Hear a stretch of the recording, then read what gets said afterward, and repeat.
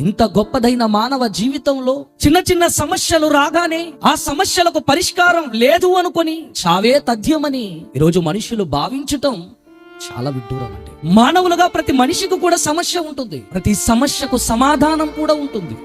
కానీ ఈరోజు మనిషి చావే పరిష్కారం అనుకుంటూ తనకొచ్చిన బాధ ఇంకెవరికి రాలేదు అనుకొని ప్రేమ విఫలమైపోతే చచ్చిపోవాలనుకుంటాడు.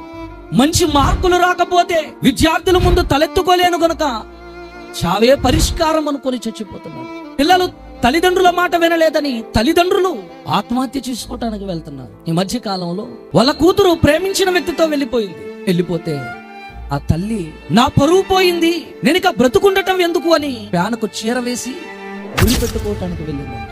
నా సమస్యకు పరిష్కారం చావే. బిడ్డ వేరొకరితో ప్రేమించి వెళ్ళిపోతే ఆమె హ్యాపీగా ఉంటుంది, గాని చచ్చిపోయి నువ్వు సాధించేదేముంది ఆలోచించటం లేదండి. మాకు తెలిసినటువంటి ఒక వ్యక్తి బంగారం అమ్ముతాడండి. ఆ వ్యక్తికి ఏ సమస్య ఉందో తెలియదు, కానీ రాత్రి బండి రైల్వే ట్రాక్ దగ్గర ఆపి వేగంగా వస్తున్నటువంటి ఆ ట్రైన్ దగ్గర తన పీక పెట్టేశాడండి. స్పాట్ లో చనిపోయాడు. తల ఒకవైపు, బాడీ అంతా కూడా ఒకవైపు అయిపోయింది. ఏదో సమస్య, రకరకాల సమస్యలు. ఈ సమస్యలకు చావే పరిష్కారం అని మనిషి అనుకుంటున్నాడు. ఆలోచించండి, అన్నిటికంటే గొప్పదైన ఈ మానవ జీవితం కలిగిన మనం చిన్న చిన్న సమస్యలు వస్తేనే చనిపోవాలని మనం అనుకుంటున్నాం.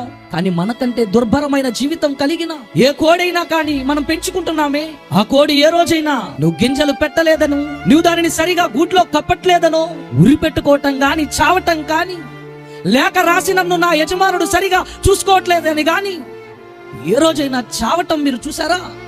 ఏ రోజైనా కోడి, ఏ రోజైనా పంది, ఏ రోజైనా కుక్క, ఇవన్నీ కూడా నా జీవితం ఎందుకులే ఈ మనుషుల దగ్గర చేదరించుకుంటున్నారు అని ఉరి పెట్టుకొని చచ్చిపోయిన దాఖలాలు కనబడుతున్నాయా? కుక్కని ఇంటి దగ్గరకు వస్తే ఛీ అని అంటావు, పో అని అంటావు.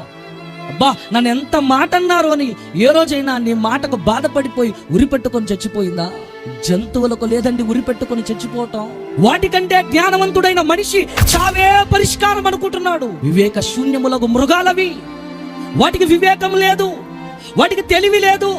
కానీ వాటికంటే గొప్పదైన ఈ మానవ జీవితంలో ఎందుకు బ్రతుకునిచ్చారో, ఎవరి కొరకు బ్రతకాలో, ఎవరి కొరకు ఈ జీవితాన్ని అంకితం చెయ్యాలో తెలుసుకోకుండా విలువైన జీవితాన్ని బలి చేసుకుంటున్నా వందల మంది కనబడుతున్నారండి.